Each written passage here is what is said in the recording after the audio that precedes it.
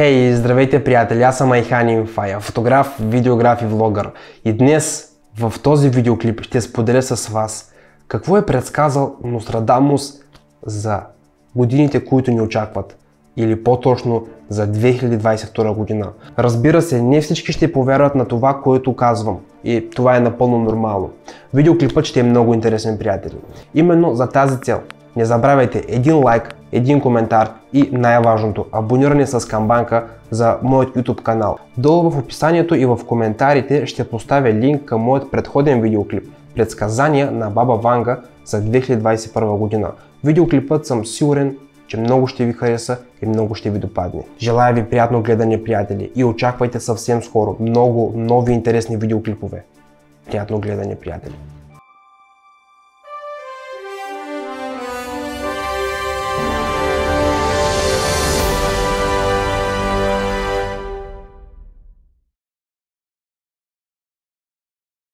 Сред големият брой пророчества и предсказания, предсказанията на Нострадамус представляват голям интерес сред обикновените хора и изследователи. Много от пророчествата на великият френски учен, философ, лекар и алхимик са се сбъднали и продължават да се сбъдват. Изследователите, изучаващи четиристишията на Нострадамус, казват, че книгата с неговите пророчества обхваща доста дълъг период до 2240 година. В своите четиристишия оракулът криптира предсказанията под формата на кратки стихове. Тези пророчества са се случили или ще трябва да се случат на човечеството. В момента предсказанията на Нострадамус за 21 век са изключително любопитни. В пророчествата на френският оракул точно това време той нарича време на кардинални промени в света. През този период обичайната жизнена структура ще се разпадне. Ще започне да се формира нов ред. Обичайният ред ще се срине. Идва ново време. Нострадамус отбелязва, че унищожаването на установеният начин на живот на хората може да бъде изпълнено с човечеството. Много промени ще доведат до краят на света.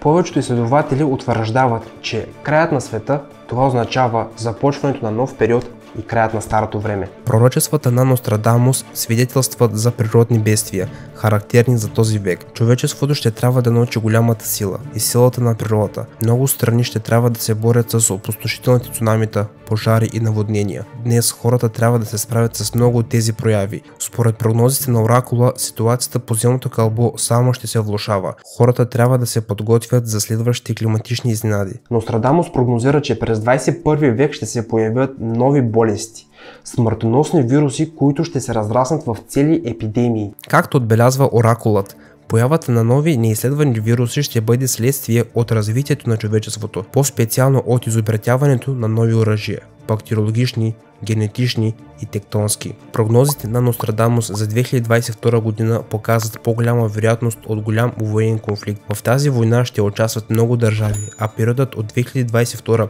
до 2041 година ще бъде последният, когато е възможен глобален военен конфликт в света. Конфликтът ще започне заради големият брой мюсюлмани, които буквално ще наводнят Европа. Когато броят им стигне критично ниво, те ще започнат да определят своите правила на играта.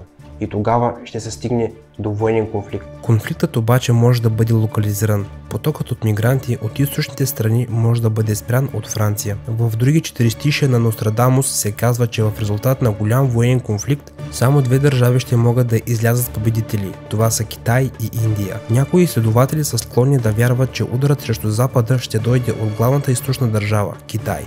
Повод за войната ще бъде съперничество между двете суперсили – САЩ и Китай. Хората обаче ще умират не само от военни операции, в света ще цари хаос поради появата на смъртоносен вирус, от който няма да има спасение. Струва се да се отбележи, че френският ясновидец свързва много от своите предсказания с изтока и в частност с Китай. И така, някой от неговите пророчества съдържа информация, че Китай през 2022 година ще стане лидер в световната политика. Човечеството трябва да чака нови амбициозни владетели, тирани, на които ще се покланят мнозина. Прогнозите на Нострадамус за 2022 година относно Русия са доста оптимистични. Ако през предишните няколко години страната преминаваше през време на недоволство и вълнение на фона на умората от липсата на промени, то през 2022 година ситуацията ще стане по-спокойна. Русия ще заеме изгодна позиция, наблюдавайки конфронтацията между САЩ и Китай и противоречията в страните от Европейския съюз. Възможно е създаване на съюз начело с Русия, който да включва силни и независими източни държави. Руският владетел според пророчеството на Нострадамус ще трябва да направи съдбоносен избор. В своите четиристишия Нострадамус скриптира бъдещето на човечеството в продължение на много векове на много сложен алегоричен език. Неговото творчество, съдържащо 10 века от 140 се превърна в истинско откровение за всички времена и народи. Изследователите от цял свят се опитват да дешифрират предсказанията на великият френски оракул, а за любознателните това е уникална почва за дълбоки размисли и собствени заключения.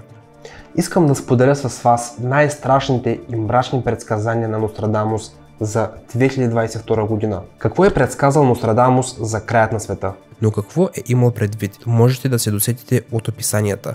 Той казва, че идва краят на света, който ще бъде белязан от срива на обичайният начин на живот и появата на нов ред. Изглежда, че Нострадамус е предвидил появата на изкуствен интелект, който все повече и повече влиза в нашия живот и в живота на хората.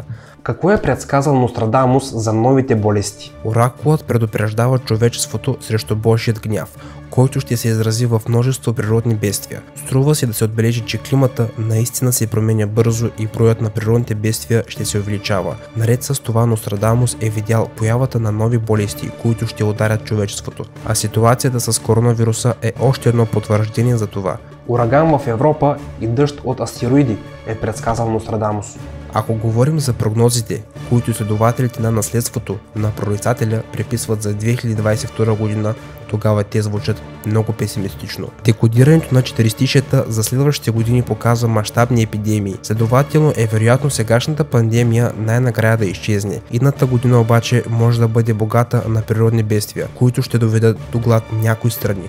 Нострадамус прогнозира опустошителен ураган в Европа, който ще нанесе сериозни щети на Франция. Освен това, има вероятност през следващите години Земята да попадне под дъжд от астероиди, който ще провокира мощно цунами в Азия и наводняване на крайбрежните територии. Борбата за ресурси и политическите разногласия могат да се превърнат в начало на военна конфронтация между няколко държави, която през следващите години може да се превърне в военен конфликт.